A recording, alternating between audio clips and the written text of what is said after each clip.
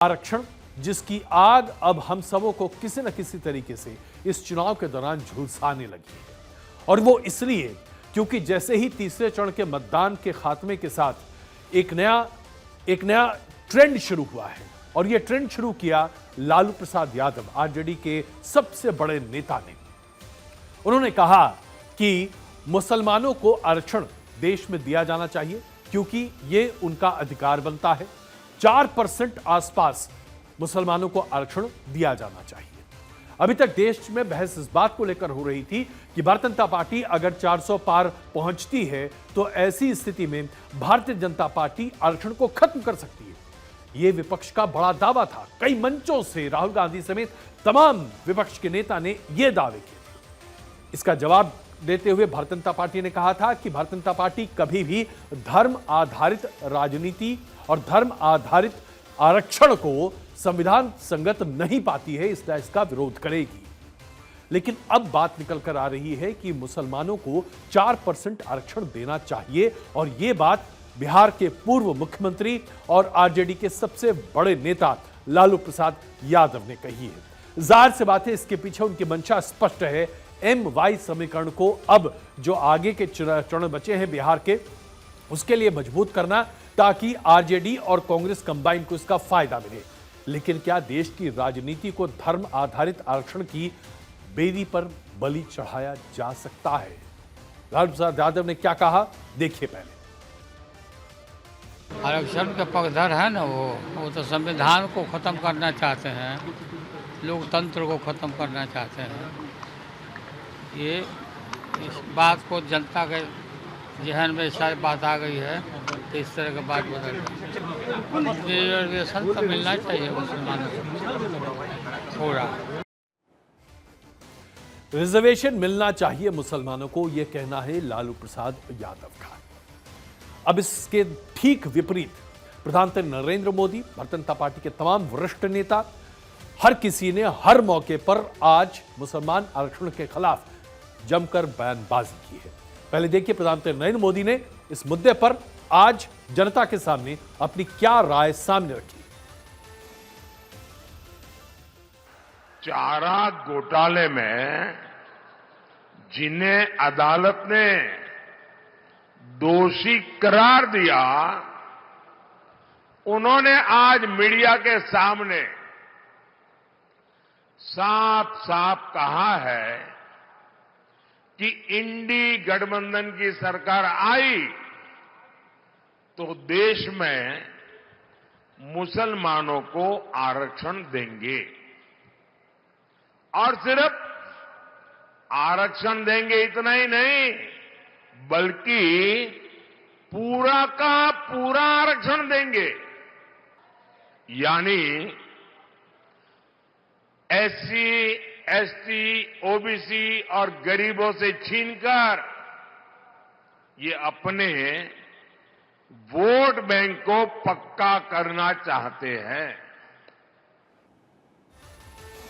प्रधानमंत्री नरेंद्र मोदी तो इस मुद्दे पर मुखर तरीके से भारतीय जनता पार्टी के पक्ष को सामने रखे रहे, लेकिन आरएसएस समेत एनडीए के तमाम नेता भी लालू प्रसाद यादव की प्रस्तावना, जिसमें कि मुसलमान आरक्षण को लेकर सामने बातें रखी गई हैं, उसे तुष्टीकरण की राजनीति बता रही है। आइए आपको दिखाते हैं इंद्रेश कुमार ने क्या कहा है। लालू यादव जी मंडल कमीशन की जो रिकमेंडेशंस हैं उसके खिलाफ बोल रहे हैं। मुझे अफसोस है लालू यादव का ये वक्तव्य पिछड़ों के आरक्षण के खिलाफ। समाज को गुमराह करने वाले ऐसे कार्य ना करें, क्योंकि वह बोलते हैं, मीडिया उसको उठाता है। उनको ये लगता है कि इस तरह के हल्के, असत्य, असंवैधानिक, अमानवीय और भावनाओं को आहत करने वाले बयान दूंगा तो मेरी पॉपुलैरिटी बढ़ेगी। संघ परिवार की तरफ से भी बयान बिल्कुल स्पष्ट है कि ये या इस तरह के मुद्दे भावनात्मक हैं, इन्हें उड़ाने से तुष्टीकरण की राजनीति को बढ़ावा मिलता है और इससे देश की राजनीति में और ज्यादा जहर घोला जाता है। प्रधानमंत्री नरेंद्र मोदी ने इस पूरे मसले पर मुस्लिम समाज को एक सलाह दी है। उन्होंने कहा है कि मैं मुस्लिम समाज को कह रहा हूं उनके पढ़े लिखे को कहता हूं कि आत्ममंथन करिए, सोचिए, देश इतना आगे बढ़ रहा है, अगर कमी आपको समाज में महसूस होती है तो उसका कारण क्या है? सरकार की व्यवस्थाओं का फायदा कांग्रेस के जमाने में आपको क्यों नहीं मिला? इस पर विचार करना चाहिए। क्या कांग्रेस के कालखंड में आप इस दुर्दशा की शिकार नहीं हुए? आत्ममंथन कीजिए और एक बार तय कीजिए, ये आपके मन में जो है कि सत्ता पर हम बिठाएंगे, हम उतारेंगे, उसमें आप अपने बच्चों का भविष्य भी खराब कर रहे हैं। प्रधानमंत्री नरेंद्र मोदी की यह प्रस्तावना और मुस्लिम समाज के सामने यह प्रश्न अपने आप में बहुत सारे सवालों को लेकर खड़ा होता है। इन सवालों को अब सिलसिलेवार तरीके से मैं आपके सामने रखना चाहता हूं। सबसे पहले आइए इस बात पर चर्चा करते हैं कि क्या भारत में धर्म आधारित आरक्षण को कहीं भी संविधान में कोई जगह दी गई है? अगर इसके बारे में कहीं कोई चर्चा है तो है या नहीं, इसके बारे में क्या कहा जाता है? तो इस सवाल का जवाब बड़ा ही स्पष्ट है साहब। भारतीय संविधान में कहीं पर भी इस बात का जिक्र नहीं है कि देश में किसी भी पिछड़े वर्ग को आगे बढ़ाने के लिए धर्म आधारित आरक्षण दिया जाना चाहिए। मैं एक बार फिर दोहराता हूं, भारतीय संविधान के आधार पर यह बात स्पष्ट तौर से कही गई है कि किसी भी आधार पर पिछड़ेपन को दूर करने के लिए धर्म बेस्ड आरक्षण को जगह नहीं दी गई है। संविधान में क्या लिखा गया है? संविधान में कहा है स्पष्ट तौर से, जाति, धर्म, भाषा या किसी भी अन्य सांप्रदायिक विचार के आधार पर किसी भी भेदभाव को संविधान के तर्क संगत नहीं माना जा सकता। संविधान इस पर नकेल कसता है। संविधान की यह लाइन अपने आप में बहुत ही महत्वपूर्ण है उन तमाम लोगों के लिए जो आज धर्म बेस्ड आरक्षण की बात हमारे देश में कर रहे हैं, और यह महज चुनाव जीतने के लिए है, इसके अलावा इसका कोई आधार नहीं है। भारत में आरक्षण की सुविधा आर्थिक और सामाजिक वर्ग को दी गई है जो कि वंचित हैं सदियों से। कृपा करके नोट कीजिएगा, आरक्षण का आधार क्या है हमारे देश में? आरक्षण का आधार सामाजिक वंचित लोग, सामाजिक वंचित वर्ग और आर्थिक पिछड़ेपन को माना गया है। इसकी व्यवस्था, इसकी जगह संविधान में दी गई है।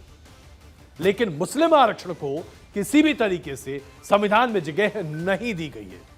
इसके बावजूद साहब, इसके बावजूद हमारे देश में कई ऐसे राज्य हैं आज जहां पर मुस्लिम आरक्षण व्यवस्था के तौर पर दी गई है।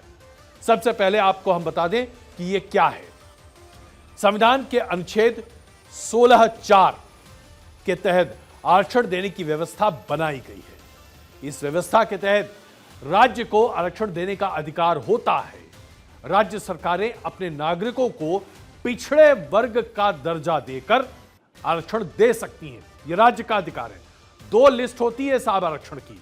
पहली लिस्ट होती है राज्य में शेड्यूल कास्ट, शेड्यूल ट्राइब्स की और ओबीसी लिस्ट होती है, और उसके बाद केंद्र की अपनी एक अलग ओबीसी, शेड्यूल कास्ट और शेड्यूल ट्राइब लिस्ट होती है, कास्ट बेस्ड। जिस राज्य के अधीन सेवाओं में किसी भी तबके का पर्याप्त प्रतिनिधित्व नहीं है, उस तबके को आगे बढ़ाने के लिए राज्य के पास यह अधिकार है कि वो ऐसा कर सकता है। अब आइए हम इसके बाद आगे बढ़ते हैं। संविधान की इसी आजादी का फायदा उठाकर देश के कई राज्य सरकारों ने मुसलमानों को ओबीसी कैटेगरी में डालकर उन्हें आरक्षण का लाभ दिया है। अब आप कहेंगे कि यह कैसे सही हो सकता है? बिल्कुल सही है साहब, यह बात सही है। मुसलमानों को ओबीसी कैटेगरी में डालकर मुसलमान जाति के तौर पर प्रदर्शित कर कर उन्हें आरक्षण दिया गया है, और यह कहते हुए कि यह पिछड़ी जातियां हैं। किन किन राज्यों में ऐसे आरक्षण के प्रावधान हैं? आंध्र प्रदेश, तमिलनाडु, तेलंगाना, केरला, कर्नाटक, पश्चिम बंगाल, बिहार, महाराष्ट्र, उत्तर प्रदेश, इन सभी राज्यों में ओबीसी कैटेगरी में मुस्लिम जाति के लिए आरक्षण का प्रावधान राज्य के द्वारा किया गया है। एक बार फिर मैं लिस्ट पढ़ता हूं आपके सामने, ध्यान दीजिएगा। आंध्र प्रदेश, तमिलनाडु, तेलंगाना, केरला, कर्नाटक, पश्चिम बंगाल, बिहार, महाराष्ट्र, उत्तर प्रदेश, इन सभी राज्यों में ओबीसी कैटेगरी में मुस्लिम जातियों को आरक्षण दिया गया है। अब सवाल यहां पर यह उठता है साहब कि जब धर्म के आधार पर आरक्षण का प्रावधान भारतीय संविधान में है नहीं, तो ऐसे में किस आधार पर मुसलमानों को, मुस्लिम जातियों को आरक्षण दिया गया है? यहीं पर खेल है। खेल यह है कि मुस्लिम जातियों को आरक्षण दिया गया है, यानी कि मुसलमानों के भीतर भी जातीय आधार बनाया गया है। अब इसकी प्रस्तावना कहां से शुरू होती है, कैसे जाति को आरक्षण का आधार बनाया गया, यह आपके लिए समझना बहुत आवश्यक है। 1946 में जब कॉन्स्टिट्यूएंट असेंबली में इस पर चर्चा हो रही थी, उस वक्त यह मसला उठा कि आरक्षण देने का आधार क्या होगा साहब। तब बाबा भीमराव अंबेडकर और उसके साथ साथ कई आरक्षण के जो पैरोकार थे, उन्होंने इस बात की जोरदार पैरोकारी की कि इस देश में सदियों से जातीय आधार पर भेदभाव होता रहा है।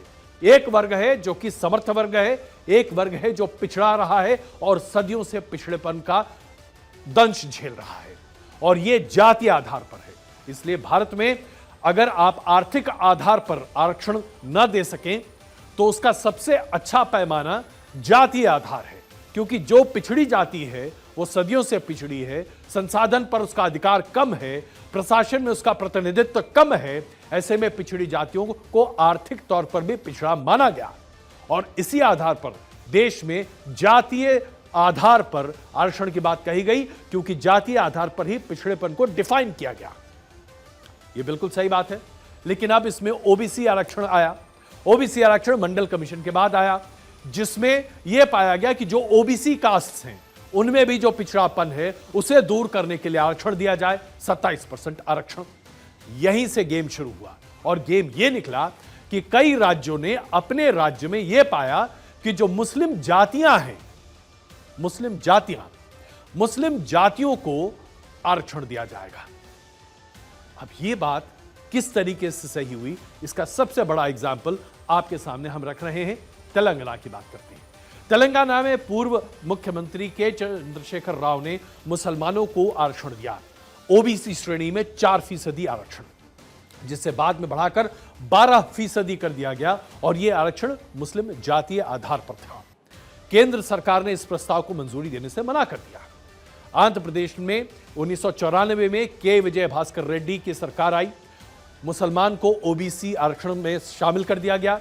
आंध्र प्रदेश हाई कोर्ट ने अपने आदेश से रिजर्वेशन लागू नहीं करने दिया। हाई कोर्ट के आदेश के बाद ओबीसी आयोग का गठन किया गया, और ओबीसी आयोग ने मुसलमान जातियों को ओबीसी में शामिल कर लिया साहब। 2004 में आंध्र प्रदेश में फिर से कांग्रेस की सरकार बनी। सरकार ने 56 दिनों के अंदर मुसलमानों को 5% आरक्षण दे दिया। हाई कोर्ट के आदेश को गैर संवैधानिक बताया। 2005 में इस आदेश को फिर खारिज किया गया। 2007 में कांग्रेस की सरकार ने फिर से 4% मुस्लिम आरक्षण ओबीसी कैटेगरी में रखा। आंध्र प्रदेश में लागू इस कोटे पर सुप्रीम कोर्ट ने रोक लगा दी, लेकिन अभी भी आंध्र प्रदेश में 4% ओबीसी कैटेगरी में से मुस्लिम जातियों को आरक्षण दिया गया है। तमिलनाडु में भी धर्म के आधार पर आरक्षण न देने की व्यवस्था के बावजूद आरक्षण दिया गया है। यहां पर मुसलमानों और ईसाइयों को 3.5% आरक्षण दिया गया है ओबीसी के तहत, और कहा गया है कि ओबीसी मुसलमान और ईसाई जाति हैं जिनको आरक्षण दिया गया है। कर्नाटक में भी, कर्नाटक के मुसलमानों को 4% आरक्षण दिया गया है, इन्हें भी ओबीसी कैटेगरी से दिया गया है। केरल में भी मुसलमानों को ओबीसी कैटेगरी के तहत आरक्षण की सुविधा दी गई है। 10% थी पहले, इसे अब बढ़ाकर 12% कर दिया गया है, यानी कि ओबीसी कैटेगरी के 27% में से 12% सीटें मुस्लिम ओबीसी के लिए रिजर्व्ड है। पश्चिम बंगाल में आरक्षण देने के लिए मुसलमानों को ओबीसी कैटेगरी में जोड़कर जो किया गया है वो अपने आप में जबरदस्त है। आपके सामने इसका आंकड़ा रखते हैं। पश्चिम बंगाल में ओबीसी की 2 कैटेगरी है, कैटेगरी ए और कैटेगरी बी। कैटेगरी ए में जो वर्ग आता है उसमें 81 जातियों को शामिल किया गया है, और कैटेगरी में ही में जिसमें से 73 जातियां मुसलमान जातियां हैं। मैं इसका खुलासा करूंगा आपके सामने कि इसका क्या मतलब निकल कर आता है। तो यह बताता है आपको कि क्या स्थिति है। कैटेगरी बी में 98 जातियां हैं, उसमें 45 मुसलमान जातियां हैं। इस तरीके से पश्चिम बंगाल में भी अगर आप देखें तो 173 ओबीसी कैटेगरीज जो जातियों की मानी गई है, उसमें से 87% मुसलमान ओबीसी जाति है। अब आप कहेंगे कि ये मुसलमान ओबीसी जाति कहां से आती है? यही सवाल मेरा है उन तमाम लोगों के लिए जो आज मुस्लिम आरक्षण को बड़े पैमाने पर आगे बढ़ाना चाहते हैं। जरा यह बताइए कि क्या इस्लाम में जाति प्रथा है? यह सवाल मैं इसलिए उठा रहा हूं क्योंकि हिंदू समाज में जाति प्रथा आज से नहीं, अनादिकाल से चलता आ रहा है। जाति प्रथा की कुव्यवस्था की वजह से पिछड़े वर्गों को सदियों का दंश झेलना पड़ा, जिसे दूर करने के लिए संविधान के तर्कसंगत आरक्षण की प्रावधान किया गया जो जाति से जोड़ा गया। लेकिन इस्लाम में जाति का कोई प्रावधान नहीं है। कहीं भी अगर कोई कुरान में इसके बारे में लिखी कोई टिप्पणी दिखा दे तो मैं मान जाऊं। बौद्ध धर्म में जातीय प्रावधान नहीं है, जैन धर्म में जातीय प्रावधान नहीं है, सिख धर्म में जातीय प्रावधान नहीं है। ऐसे में सवाल यह खड़ा होता है कि जब जातीय प्रधान इस्लाम में है ही नहीं, प्रथा है ही नहीं, तो ओबीसी मुस्लिम जाति कहां से आ रही है साहब? इसका जवाब है क्या किसी के पास? क्या यह संभव है कि ओबीसी मुसलमान इस देश में हो सकते हैं? अदर बैकवर्ड कास्ट है ही नहीं इस्लाम में, तो यहां पर जातीय आधार पर किस तरीके से चीजें सामने रखी जा रही है? इसी बात पर अब सवाल खड़ा होता है कि जो आज देश में चल रहा है वो अपने आप में सवालों के घेरे में है। जब आप ओबीसी आरक्षण में से 4% से लेकर 10%, 12% तक मुस्लिम ओबीसी जात के लिए सुरक्षित रखते हैं, तो आप देश के संविधान के साथ खिलवाड़ कर रहे हैं। जिस धर्म में जाति प्रथा है नहीं, वहां जातीय आधार पर आरक्षण की बात कहां हो सकता है? अब इसके साथ साथ जो अगला बड़ा सवाल मैं आपके सामने रखना चाहता हूं, आज जब हम धर्म आधारित आरक्षण की बात कर रहे हैं, तो क्या हम देश को एक बार फिर 100 साल पीछे नहीं ले जा रहे? जहां 1909 में ब्रिटिश साम्राज्य के दौरान देश को धर्म के आधार पर बांटने के लिए इलेक्टोरल वोट्स अलग किए गए थे, इलेक्टोरल मैंडेट्स याद है आपको? इस पूरे आधार पर यह बताया गया था कि जहां जहां जिन जिन प्रांतों में मुसलमानों की आबादी ज्यादा है वो मुसलमानों के लिए रिजर्व रहेगी, वहां का प्रतिनिधित्व मुसलमान करेगा। जहां जहां हिंदू बहुल है वहां हिंदू अपना प्रतिनिधित्व करेगा। सेलेक्टेड इलेक्टोरेट इसी को हम कहते हैं। और यह प्रथा 1909 में ब्रिटिश साम्राज्य के दौरान लागू की गई थी, जो आगे चलकर 1940 में भारत के विभाजन का मूल आधार बना था कि अगर हम अपने आप को एडमिनिस्टर कर सकते हैं, अगर मुसलमान मुस्लिम बहुल इलाके में अपने आप को रिप्रेजेंट कर रहा है तो उसे रहने के लिए अपनी जमीन चाहिए। और इसी आधार पर पाकिस्तान की परिकल्पना 1942 के बाद से शुरू हुई थी। एक बार फिर जब हम मुस्लिम आरक्षण की बात करते हैं और मुसलमानों को आरक्षण देने की बात करते हैं, तो उसी आधार पर आप लोकसभा और विधानसभा में सीटों को आरक्षण देने की बात भी कहेंगे। यानी कि फिर से धर्म आधारित रिप्रेजेंटेशन की बात होगी और 1909 के तर्ज पर एक बार फिर भारत में हिंदू और मुसलमान रिप्रेजेंटेशन अलग अलग होगा। अगर हम रिप्रेजेंटेशन अलग करेंगे तो क्या देश का बंटवारा एक बार फिर करेंगे? यह सवाल आज पूरे देश के सामने है। आज जब हम धर्म आधारित आरक्षण की बात करते हैं तो हम देश के एक और बंटवारे की बात कर रहे हैं, इसके अलावा और कुछ नहीं। यह पिछड़े वर्ग का प्रतिनिधित्व नहीं है, क्योंकि जब आप ओबीसी के साथ साथ ईबीसी की बात करते हैं, यानी कि इकोनॉमिकली बैकवर्ड सेक्शंस, ईबीएस, तो इस आधार पर इस 10% के रिजर्वेशन में वो तमाम लोग आते हैं जो शेड्यूल कास्ट, शेड्यूल ट्राइब और ओबीसी नहीं है। इस आरक्षण में मुसलमानों को भी उतना ही लाभ मिलता है जितना सिखों को मिलेगा, जैन को मिलेगा या फिर अपर कास्ट हिंदू को मिलेगा। ऐसे में अलग से धर्म आधारित आरक्षण की देश को आवश्यकता है या नहीं, इसका विवेक मैं आप पर छोड़ता हूं। लेकिन मुझे लगता है कि हम एक बार फिर 1909 के रास्ते पर चल रहे हैं साहब। यह देश के लिए खतरनाक हो सकता है।